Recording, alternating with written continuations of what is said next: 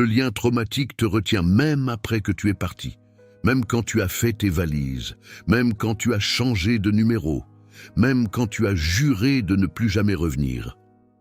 Il y a une partie de toi qui est encore là-bas, dans cette relation, qui se pose une question que tu n'oses pas toujours formuler à voix haute. Est-ce qu'il souffre? Est-ce qu'il regrette? Est-ce qu'il réalise enfin ce qu'il a perdu? Et voilà la vérité brutale, celle que Jung avait identifiée il y a presque un siècle et que personne ne t'a dite clairement. Ce que le narcissique ressent quand tu pars pour toujours n'est pas ce que tu espères qu'il ressent. Ce n'est pas le chagrin que tu mérites qu'il ait. Ce n'est pas le regret que tu imagines la nuit quand tu ne dors pas. Ce qu'il ressent est beaucoup plus révélateur, beaucoup plus froid, et comprendre exactement ce que c'est va te libérer d'une attente qui te consume depuis trop longtemps. Reste avec moi. Parce que ce que je vais te montrer aujourd'hui sur le monde intérieur du narcissique, au moment de ton départ, va changer la façon dont tu te vois, la façon dont tu vois cette relation, et surtout, la façon dont tu vas enfin pouvoir partir complètement. Pas seulement physiquement, mais à l'intérieur. Je sais que tu attends quelque chose de lui. Une reconnaissance, une douleur visible, une preuve que tu comptais, que tout ça valait quelque chose. Et je comprends ce besoin, parce que j'ai moi-même attendu pendant des années. J'attendais un message qui me dirait « J'ai compris, j'aurais dû mieux te traiter ». Ce message n'est jamais venu. Et le jour où j'ai compris pourquoi il ne pouvait pas venir, c'est le jour où j'ai véritablement commencé à guérir. Ce que Jung a découvert sur la structure psychologique du narcissique explique tout. Et c'est ce que je vais te dévoiler aujourd'hui, étape par étape, sans ménagement. Parce que tu mérites la vérité entière, pas la version adoucie, la version réelle. Il y a une question qui revient dans presque toutes mes consultations avec des femmes qui ont quitté une relation narcissique. Elle ne vient jamais au début, quand la blessure est encore fraîche et que la survie occupe tout l'espace. Elle vient plus tard, quand les premières semaines de soulagement laissent place à quelque chose de plus silencieux, de plus insidieux. La question est celle-ci. Est-ce qu'il pense à moi? Pas est-ce qu'il m'aime encore? Pas est-ce qu'il veut que je revienne? Juste, est-ce qu'il pense à moi? Est-ce que j'existe dans sa tête quand je ne suis plus là? Parce que quelque part, cette pensée validerait quelque chose. Elle dirait « Je comptais. Ces années comptaient. Ma douleur était justifiée. Je vais te répondre aujourd'hui. Et la réponse va te surprendre. Mais avant ça, je veux que tu comprennes quelque chose sur toi-même que cette relation a peut-être étouffé. Tu as passé des mois, peut-être des années, à calibrer tes actions, tes mots, ton humeur, en fonction de lui, à marcher sur des œufs, à te demander chaque matin quel Laurent allait se réveiller ce jour-là, le gentil, le froid, le critique, le charmant. Et cette vigilance permanente, ce niveau d'alerte constant a laissé une trace neurologique réelle dans ton cerveau. Des études en neurosciences montrent que les relations à fort niveau d'imprévisibilité émotionnelle créent des liens d'attachement plus intenses que les relations stables, parce que le cerveau associe l'incertitude à la survie. C'est pour ça que quitter un narcissique est souvent plus difficile que quitter une relation saine. Pas parce que la relation était meilleure, mais parce que le cerveau a été conditionné à chercher sa validation comme source de sécurité. Et Jung aurait dit que ce conditionnement s'est installé dans l'inconscient, là où les décisions conscientes ont peu de prise, tant qu'on n'a pas rendu ce mécanisme visible et conscient. Laisse-moi te parler de Claire. Mais avant d'entrer dans son histoire, je veux poser une question qui peut paraître difficile. Pense à un moment précis dans ta relation. Pas une dispute, pas un acte cruel évident, mais un moment ordinaire où tu as senti que quelque chose n'allait pas. Pas dans la relation, en toi. Comme si tu existais moins quand il était dans la pièce. Comme si ta présence devait se faire toute petite pour laisser la place à la sienne. Comme si tes besoins, tes opinions, tes désirs prenaient moins de place que son humeur du moment. Tu te souviens de ce moment? C'est là que la supply avait déjà commencé. C'est là que, sans le savoir, tu étais en train de lui donner quelque chose de précieux qu'il utilisait pour se construire. Et c'est cette dynamique-là que Jung a nommée et que l'histoire de Claire va illuminer complètement. Claire avait 47 ans quand elle est venue me voir pour la première fois. Elle avait quitté Laurent 9 mois auparavant, après 8 ans de relation. Le départ avait été brutal, décisif, planifié en secret pendant des mois. Elle avait attendu qu'il soit en déplacement professionnel, avait tout préparé, avait récupéré ses affaires essentielles et était partie sans laisser de notes. Elle me l'a décrit avec une précision étrange. J'ai fermé la porte derrière moi et j'ai eu exactement 4 secondes de liberté pure. 4 secondes où j'ai respiré comme si c'était la première fois depuis des années. Puis le téléphone avait commencé à sonner. Pas avec des messages de regret, pas avec des excuses, avec des accusations, avec des menaces voilées, avec des appels à 2 heures du matin, avec des messages à ses amis pour savoir où elle était. Laurent avait construit en quelques jours un récit dans lequel Claire était une femme instable qu'il avait abandonnée sans raison, après tout ce qu'il avait fait pour elle. Et Claire, malgré tout, malgré le fait qu'elle savait, malgré tout ce qu'elle avait vécu, se posait encore cette question la nuit. Mais est-ce qu'il souffre vraiment? Derrière toute cette colère, derrière tous ces messages, est-ce qu'il y a quelqu'un qui pleure? C'est là que Jung entre en scène, et c'est là que tout change. Jung a consacré une grande partie de son œuvre à comprendre ce qu'il appelait le monde intérieur de l'être humain. Cette vie psychique invisible qui détermine nos comportements bien plus que nous ne l'admettons. Il parlait de l'ombre, de la persona, du soi. Et dans ce système, le narcissique occupe une place très particulière, très révélatrice, très éclairante, pour comprendre ce qui se passe quand tu pars. Voici ce que Jung avait compris, et que la psychologie clinique confirme aujourd'hui. Le narcissique ne développe pas de véritable lien d'attachement au sens où tu et moi, comprenons ce mot. Il développe des liens de dépendance à la supply. Ce sont 2 choses radicalement différentes. Quand tu aimes quelqu'un, tu penses à cette personne pour ce qu'elle est. Ses rires, sa façon de tenir sa tasse de café, la façon dont elle fronce le nez quand elle ne comprend pas quelque chose. Tu penses à elle parce qu'elle est irremplaçable, unique, précieuse pour ce qu'elle est en elle-même. Quand un narcissique pense à toi après ton départ, il pense à ce que tu lui fournissais. L'admiration, la disponibilité, la validation permanente. Le quelqu'un qui était là. Ce n'est pas toi qu'il cherche, c'est la fonction que tu occupais. Et ça, c'est la première vérité brutale. Mais il y a une deuxième vérité encore plus importante. Et c'est là que l'ombre de Jung révèle quelque chose de stupéfiant. Retiens bien ceci, parce que la révélation qui arrive dans quelques instants va tout éclairer. Je veux te dire quelque chose sur la supply, parce que ce mot est souvent utilisé de façon abstraite et il mérite d'être rendu concret.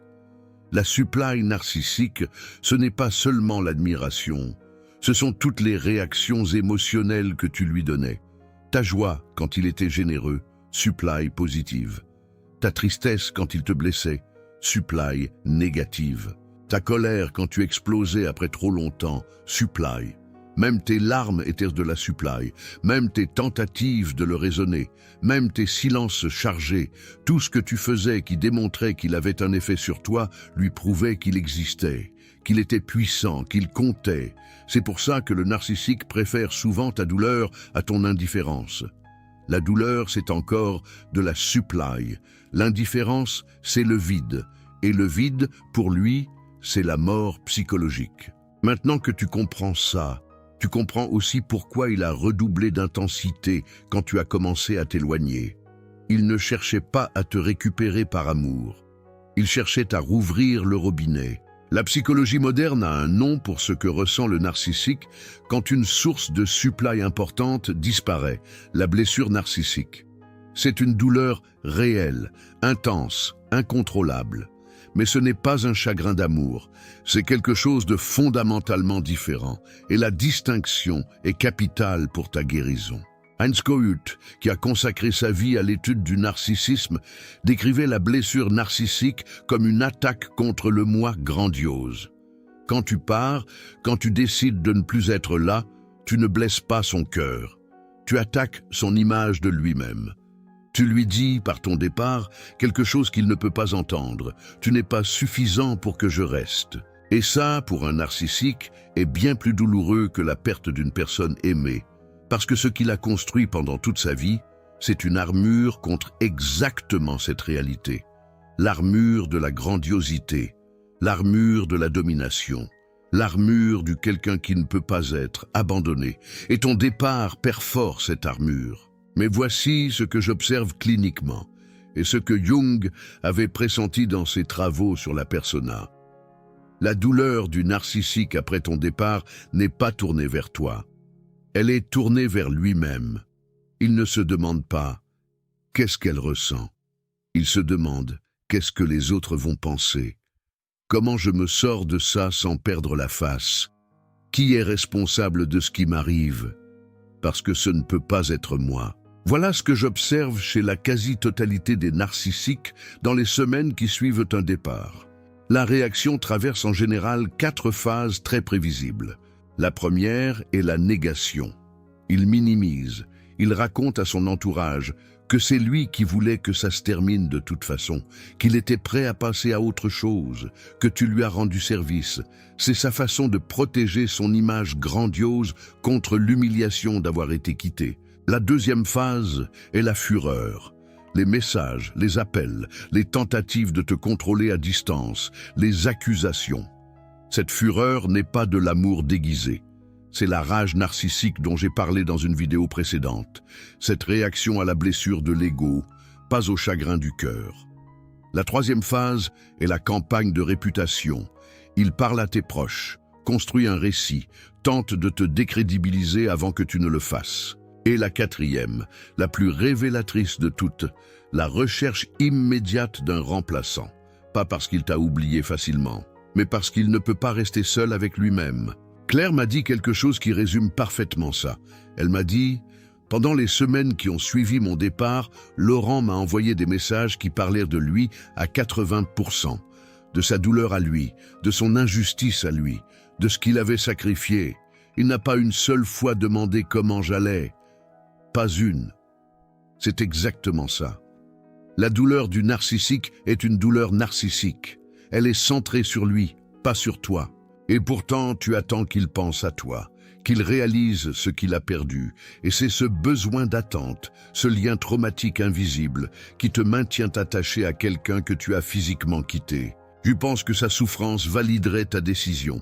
Mais je vais te montrer dans quelques instants pourquoi tu n'as pas besoin de sa souffrance pour valider quoi que ce soit. Parce qu'il y a quelque chose que Jung avait vu dans ce mécanisme. Quelque chose de profond, de libérateur, qui change tout à la façon dont tu dois regarder son départ. J'ai travaillé avec des dizaines de femmes qui avaient quitté une relation narcissique. Et dans chaque cas, sans exception, la même chose se produisait dans les premières semaines. Elles avaient quitté physiquement. Mais psychologiquement, elles étaient encore là, dans la relation, à surveiller ses réactions. Elles consultaient ses réseaux sociaux. Elles demandaient à des amis communs de ses nouvelles. Elles analysaient chaque message qu'il envoyait, cherchant des indices de douleur, de regret, de transformation. Elles attendaient le signe qui dirait « Il a changé, il réalise, il souffre enfin comme il aurait dû souffrir pendant toutes ces années ». En 15 ans de pratique clinique avec des survivantes de violences narcissiques, j'ai appris que cette surveillance est l'une des manifestations les plus courantes du lien traumatique. Jung parlait du complexe autonome, ces structures psychiques qui fonctionnent indépendamment de notre volonté consciente. Le lien traumatique avec un narcissique crée un complexe de ce type. Tu veux partir, tu sais que tu dois partir. Et pourtant, une partie de toi reste attachée, vigilante, à l'écoute du moindre signe de sa part. Ce n'est pas de la faiblesse, c'est de la neurobiologie, c'est du conditionnement. C'est ce que des années de cycle de love bombing, de dévaluation, de discard et de retour ont installé dans ton cerveau comme une réponse automatique. Mais voici la clé que Jung a donnée pour sortir de ce complexe. Il disait, pour te libérer d'un complexe autonome, tu dois d'abord le rendre conscient, tu dois le voir en pleine lumière, le nommer, comprendre exactement ce qu'il fait et pourquoi. Alors nommons-le ensemble. Tu surveilles ses réactions parce que tu attends une validation que ta douleur était réelle, que tes sacrifices comptaient, que toi, tu comptais. Et tu as cherché cette validation chez lui pendant toute la relation, sans jamais vraiment l'obtenir. Alors maintenant que tu es parti, tu continues à la chercher au même endroit. Mais ce que Jung avait compris, et ce que je veux que tu comprennes maintenant, c'est que cet endroit a toujours été vide, qu'il n'y avait rien là à obtenir. Pas parce que tu ne valais pas cette validation, mais parce que lui n'avait pas la capacité de te la donner. Et ça m'amène au point de retournement le plus important de cette vidéo. Et si ce que le narcissique ressent quand tu pars n'était pas une douleur pour toi, mais une rencontre avec lui-même qu'il avait passé toute sa vie à fuir? Voilà ce que Jung avait identifié, et c'est là que l'ombre entre en scène de la façon la plus éclairante. Pendant toute ta relation avec lui, tu avais joué sans le savoir un rôle psychologique capital. Tu étais son miroir externe. Quand il se regardait en toi, quand il voyait ton admiration, ta disponibilité, ton amour, il voyait un reflet de lui-même qui lui permettait de ne pas voir son ombre, de ne pas voir cette partie de lui-même qu'il avait refoulée depuis l'enfance. La vulnérabilité, le vide, la peur profonde d'être fondamentalement inadéquat. Ton regard sur lui était sa façon de fuir son propre regard. Quand tu pars, tu lui retires ce miroir. Et pour la première fois depuis peut-être des années, il doit se regarder sans toi pour refléter quelque chose de beau à sa place.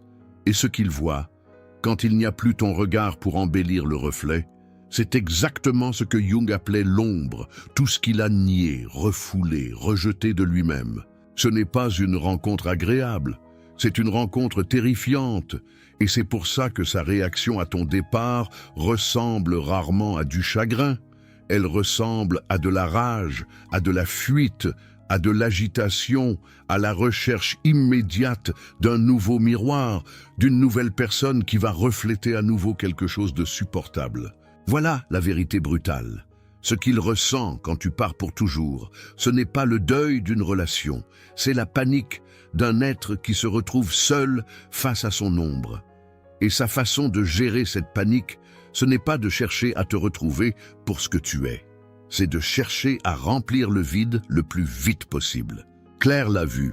2 mois après son départ, Laurent était déjà dans une nouvelle relation, affichée sur les réseaux sociaux, des photos de bonheur ostentatoire. Et Claire m'a dit « Je me suis sentie trahie une 2e fois, comme si les 8 ans qu'on avait vécus ne comptaient pour rien. » Mais voici ce que je lui ai répondu, et ce que je veux te dire maintenant. Ce n'est pas une trahison, c'est une confirmation. La vitesse à laquelle il a trouvé quelqu'un d'autre ne prouve pas que tu comptais peu. Elle prouve que ce qu'il cherchait n'était pas toi spécifiquement. C'était quelqu'un, n'importe qui capable de tenir le miroir à sa place. Et ça, c'est la chose la plus libératrice que tu puisses comprendre, parce que ça te dit quelque chose d'essentiel sur toi. Tu n'étais pas interchangeable. Toi, ta lumière, ta profondeur, ta capacité à aimer, c'est irremplaçable. C'est lui qui ne l'a pas vu, pas parce que ce n'était pas là, mais parce qu'il était aveugle à tout ce qui n'était pas son propre reflet. Et voici ce que j'observe invariablement avec les nouvelles personnes que le narcissique choisit après son départ. Le même cycle recommence.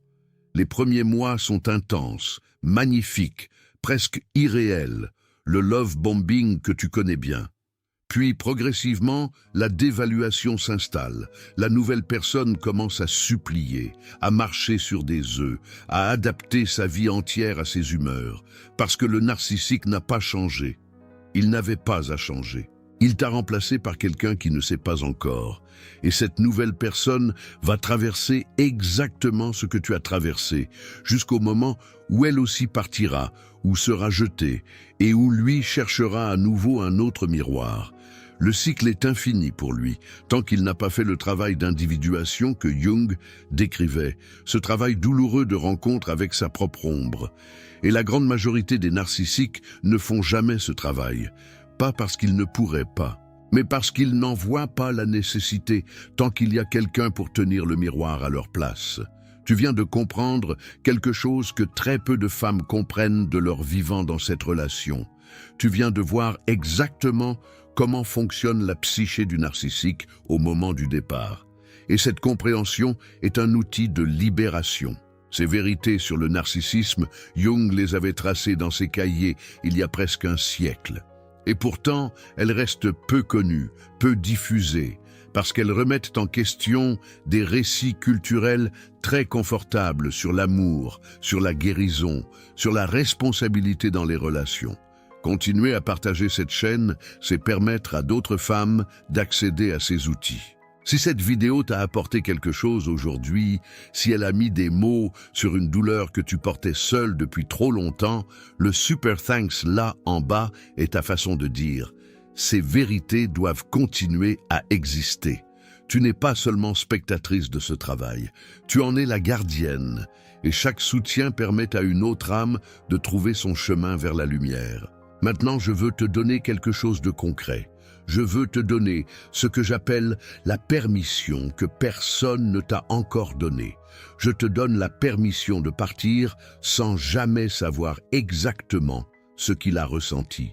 Laisse-moi te dire ce que ça signifie vraiment, parce que beaucoup de femmes pensent qu'elles ont besoin de sa douleur comme preuve.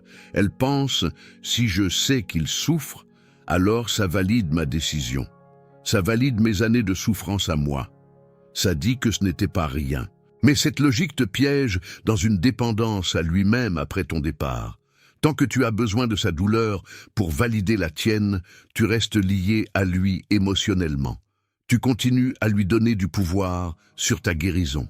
Quand j'ai lu Jung pour la première fois après ma propre relation, j'ai trouvé dans ses écrits sur l'individuation quelque chose qui m'a profondément touché. Il disait que le chemin vers soi-même commence toujours par une séparation.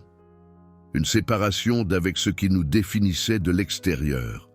Pour toi, cette séparation, c'est le départ.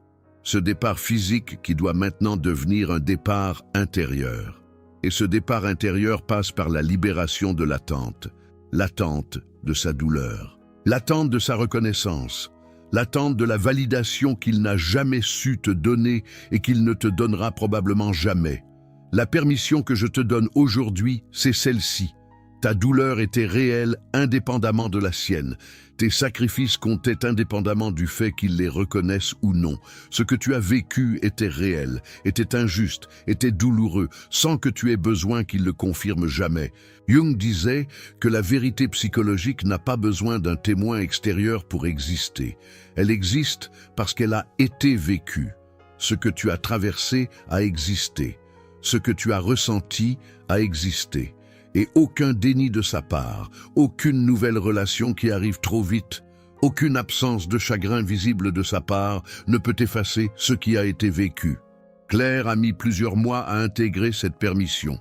Elle me l'a dit de cette façon un jour. J'ai compris que j'attendais son chagrin comme un reçu, comme la preuve que la transaction avait eu lieu, que j'avais bien donné quelque chose et que ça avait eu de la valeur. Et le jour où j'ai compris que je n'avais pas besoin de son reçu pour savoir ce que j'avais donné, quelque chose s'est déposé en moi. C'est exactement ça. Tu n'as pas besoin de son reçu. Je te donne aussi la permission de ne plus surveiller ses réseaux sociaux. Chaque fois que tu le fais, tu rouvres une blessure que tu es en train de cicatriser. Chaque image de lui heureux avec quelqu'un d'autre n'est pas la preuve que tu valais moins. C'est simplement lui, en train de chercher un nouveau miroir, de faire la même chose qu'il a toujours fait, avec une autre personne qui ne sait pas encore ce qui l'attend.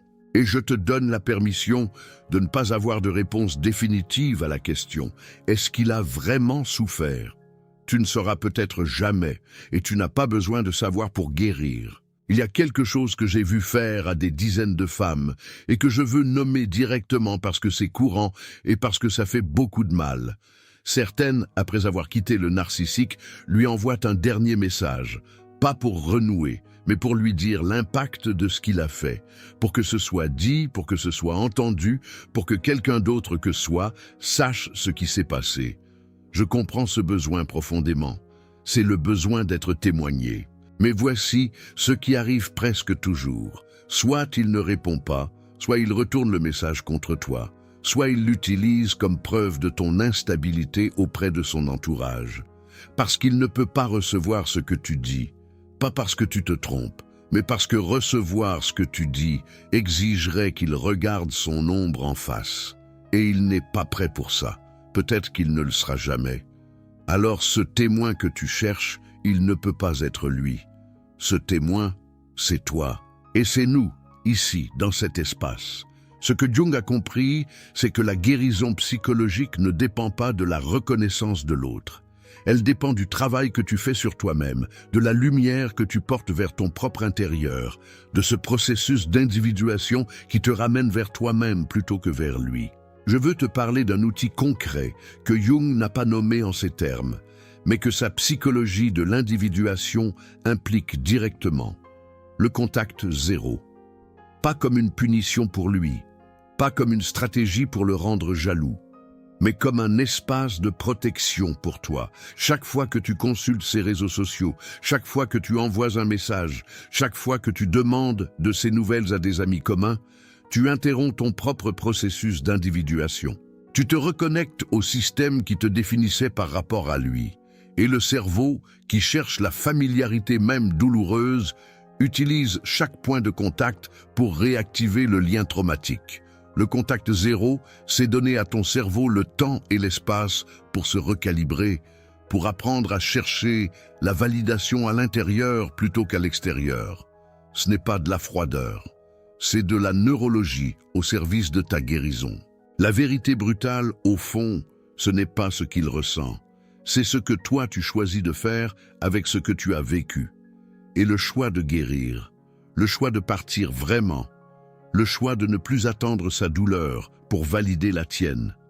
C'est le choix le plus courageux que tu puisses faire. C'est le choix qui dit « Je mérite de guérir entièrement, pas à moitié, pas en attendant son accord, entièrement. » Jung disait « On ne devient pas éclairé en imaginant des figures de lumière, mais en rendant l'obscurité consciente. » Tu viens de regarder une obscurité en face. Tu viens de voir le narcissique tel qu'il est vraiment, pas tel que tu espérais qu'il soit. Et c'est ça, le premier pas vers la lumière. Claire, aujourd'hui, ne consulte plus ses réseaux sociaux. Elle me l'a dit la dernière fois qu'on s'est parlé. Je m'en fiche de ce qu'il ressent. Ce n'est plus mon travail de le savoir. Mon travail, c'est de savoir ce que moi, je ressens. Et ce que je ressens, c'est que je commence à me retrouver. Tu mérites exactement ça, te retrouver, non pas en traversant sa douleur, mais en traversant la tienne. Non pas en obtenant son pardon, mais en te donnant la permission de lâcher l'attente. La vérité brutale sur ce que le narcissique ressent quand tu pars pour toujours, c'est qu'il ressent quelque chose qui ne te regarde plus. Et c'est exactement ça, la liberté. Tu n'es plus son miroir. Tu es enfin le tien. Dis-moi dans les commentaires, est-ce que tu as déjà attendu un signe de sa douleur après ton départ? Est-ce que tu t'es déjà retrouvé à surveiller ses réseaux sociaux en espérant voir quelque chose qui te dise que tu comptais? Écris-le ici, parce que tu n'es pas seul dans cette attente. Et reconnaître cette attente à voix haute est le premier pas pour s'en libérer.